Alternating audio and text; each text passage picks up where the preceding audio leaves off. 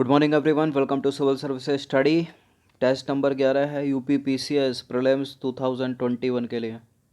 तो चलिए स्टार्ट करते हैं। 10 टेस्ट इसके ऑलरेडी कंप्लीट हो गए हैं। इस पूरी की पूरी टेस्ट सीरीज़ की प्लेलिस्ट बना रखी है हमने, वहाँ पर आप टेस्ट नंबर 1 से लेकर 11 तक पहुँच सकते हो। डिस्क्रिप्शन बॉक्स में उसका लिंक है।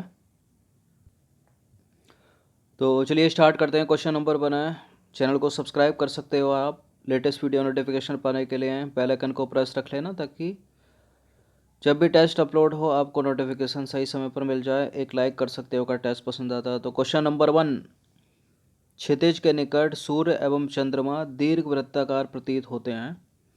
क्यों होता है ऐसा? क्यों होता है कि क्षितिज के निकट सूर्य एवं चंद्रमा दीर्घ वृत्ताकार प्रतीत होते हैं? अपवर्तन के कारण होता है। पढ़ा होगा प्रकाश छोटी कक्षाओं में, अपवर्तन के नियम, परावर्तन के नियम, पूर्ण आंतरिक परावर्तन पढ़ा है कि नहीं पढ़ा? तो देखिए, अपवर्तन के कारण क्षितिज के निकट सूर्य एवं चंद्रमा दीर्घ वृत्ताकार प्रतीत होते हैं। अपवर्तन के कारण ही रात के समय तारे टिमटिमाते प्रतीत होते हैं। तो प्रतीत होते हैं लेकिन टिमटिमाते नहीं हैं, तो क्या हो गया? इल्यूजन हो गया, दृष्टि भ्रम। क्वेश्चन नंबर 2 पर आ जाइए। कम वोल्टेज पर कार्य करने पर विद्युत मोटर जो है वो फूक जाते हैं, मतलब जल जाते हैं। क्यों होता है ऐसा? क्योंकि वे अधिक विद्युत धारा खींचते हैं या उसका प्रयोग करते हैं जो वोल्टेज के प्रतिलोमानुपाती होता है। तो ऑप्शन नंबर ए है इसका आंसर। तो कम वोल्टेज पर कार्य करने पर विद्युत मोटर प्रायः जल जाते हैं क्योंकि वे अधिक विद्युत धारा खींचते हैं जो वोल्टेज के प्रतिलोमानुपाती होता है। क्वेश्चन नंबर 3 पर आ जाइए। इनमें से किस जंतु के हृदय में 3 कोष्ठक होते हैं? मतलब जो उनका हृदय होता है वो 3 बेस में होता है, मतलब 3 चैम्बर्ड होता है। देखिए, हम मनुष्य, मानव, स्तनधारी, इनका तो 4 चैम्बर्ड होता है, यानी 2 हो गए अलिंद और 2 हो गए निलय। अब इसमें 2 अलिंद होंगे, 1 निलय होगा। तो यहाँ ऊँट स्तनधारी है, इसका भी 4 चैम्बर्ड हो गया। कुत्ता भी तो स्तनधारी है, इसका भी 4 चैम्बर्ड हो गया। मछली में 2 कोष्ठक होते हैं, 1 निलय होता है, 1 अलिंद। यहाँ है मेढक, स्थल और जल दोनों में रह सकता है ये। तो देखिए, मेढक है एक एम्फीबिया। एम्फीबिया में होते हैं 3 हृदय, मतलब जो हृदय है उनका 3 कोष्ठक होता है। तो मेढक जल और स्थल दोनों में रहता है, एम्फीबिया हो गया। इनके शरीर का तापमान वातावरण के साथ बदलता रहता है और इनकी त्वचा सदैव नम रहने से इनमें जो है त्वचीय शोषण होता है, इनके जीवन के लिए आवश्यक है। इनका जो हृदय है वो त्रिवेशमी होता है, यानी इसमें 2 होते हैं अलिंद और 1 होगा निलय। क्वेश्चन नंबर 4 पर आ जाइए। निम्नलिखित राजाओं में से किसका जैन धर्म के प्रति भारी झुकाव था? किसका था इनमें से जैन धर्म के प्रति भारी झुकाव? इंपॉर्टेंट है प्रश्न। राजा खारवेल का। किसका? खारवेल। तो देखिए, कलिंग नरेश खारवेल जो है जैन धर्म का अनुयायी था। उसने जैन साधुओं को संरक्षण प्रदान किया, उनके निर्वाह के लिए दान भी दिया उसने, और उनके रहने के लिए आरामदायक निवास स्थान बनवाए। हाथी गुफा लेक का उद्देश्य उदयगिरी पहाड़ियों पर बनवाए गए ऐसे भिक्षु आवासों का विवरण सुरक्षित करना है। जो हाथी गुफा लेक बनवाए गए ना, उनका उद्देश्य यही है कि उदयगिरी पहाड़ी पर बनवाए गए ऐसे भिक्षु आवासों का विवरण जो है भविष्य के लिए सुरक्षित रखना। क्वेश्चन नंबर 5 पर आ जाइए। प्रसिद्ध विजयनगर शासक का नाम है कृष्णदेव राय के अधीन किस साहित्य का स्वर्ण युग था? किसका था? कोंकणी का तो नहीं था, मलयालम का भी नहीं था, तमिल था या तेलुगु था?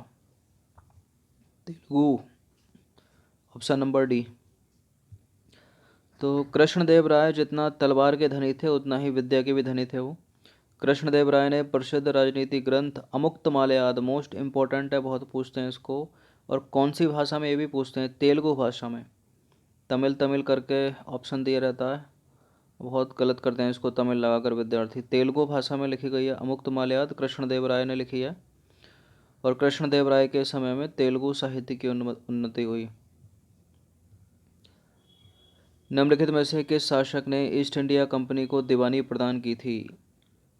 ईस्ट इंडिया कंपनी को दीवानी किसने दी थी? बंगाल, बिहार और उड़ीसा की शाह आलम द्वितीय ने।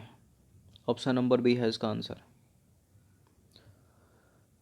तो देखिए 12 अगस्त 1765 को इलाहाबाद की संधि हुई और इसके द्वारा मुगल सम्राट शाह आलम द्वितीय ने बंगाल, बिहार और उड़ीसा की दीवानी अंग्रेजों को सौंप दी।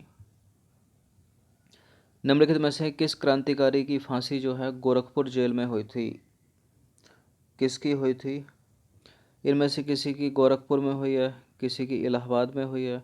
तो राम प्रसाद बिस्मिल जो थे क्रांतिकारी, उनकी फांसी हुई थी गोरखपुर जेल में। ऑप्शन नंबर ए है इसका आंसर।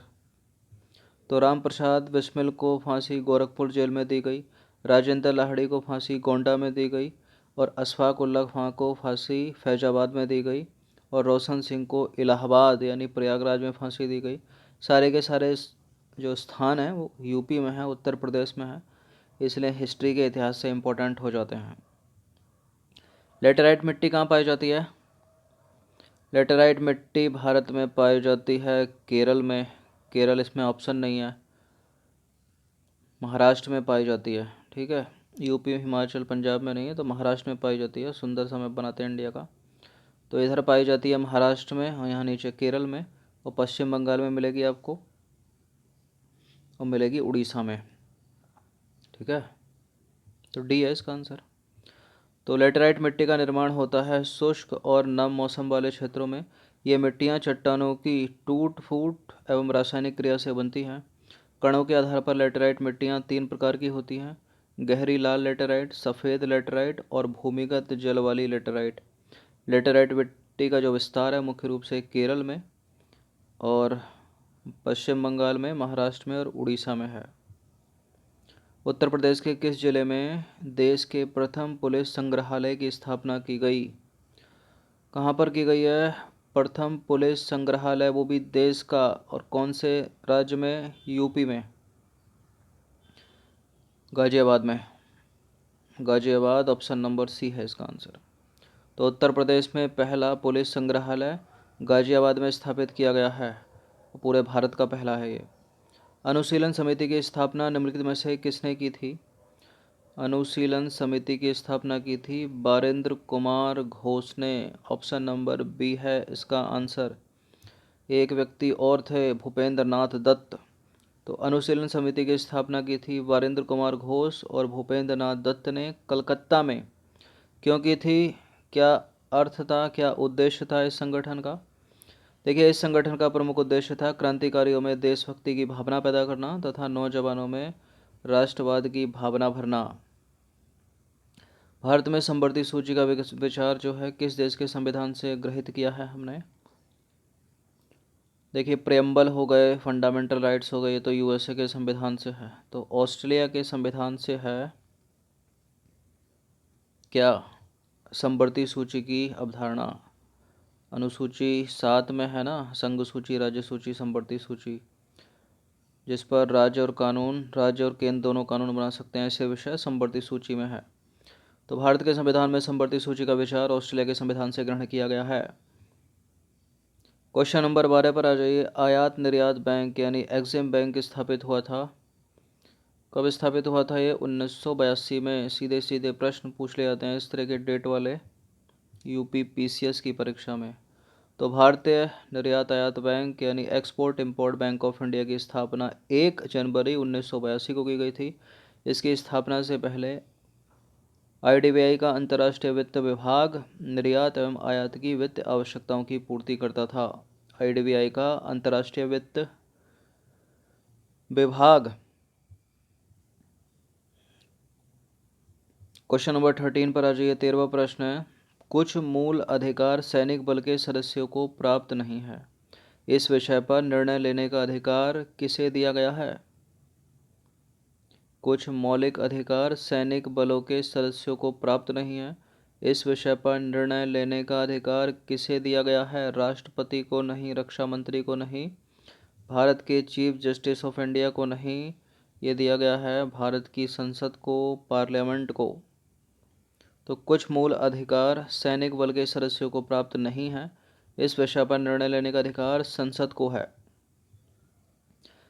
क्वेश्चन नंबर 14 पर आ जाइए। विश्व में सर्वाधिक व्यस्त सामुद्रिक और बहुत कुछ कर सकती है संसद। न्यायालयों के अधिकार क्षेत्र को बढ़ा सकती है, न्यायालयों की संख्या को बढ़ा सकती है, न्यायाधीशों की संख्या को बढ़ा सकती है। विश्व में सर्वाधिक व्यस्त सामुद्रिक व्यावसायिक मार्ग कौन सा है? और जो तब था वो अब भी है, उत्तरी अटलांटिक, ऑप्शन नंबर डी। तो उत्तरी अटलांटिक समुद्री मार्ग संयुक्त राज्य अमेरिका के पूर्वी तटीय भाग तथा पश्चिमी यूरोप के मध्य संपर्क स्थापित करता है। यह मार्ग विश्व का सबसे महत्वपूर्ण एवं व्यस्ततम जलमार्ग है। पेरिनीज पर्वतमाला स्थित है। मोस्ट इम्पोर्टेंट प्रश्न है, इसे समीक्षा अधिकारी में कई बार पूछा है, लोअर सबऑर्डिनेट में कई बार पूछा है, अपर सबऑर्डिनेट में कई बार पूछा है। तो स्पेन और फ्रांस के मध्य स्थित है पेरिनीज पर्वतमाला, ऑप्शन नंबर सी है इसका आंसर। तो पेरिनीज पर्वतमाला स्थित है स्पेन और फ्रांस के बीच, याद रखिए सीधा सीधा। तो ये कुछ इंपॉर्टेंट प्रश्न थे 15, अच्छे से इसका रिवीजन एक बार तो कर ही लेना। हर दिन प्रैक्टिस करते रहें। यूपीएससी सिविल सेवा, बीपीएससी 66 और यूपी पीसीएस की टेस्ट सीरीज साथ साथ चल रही है।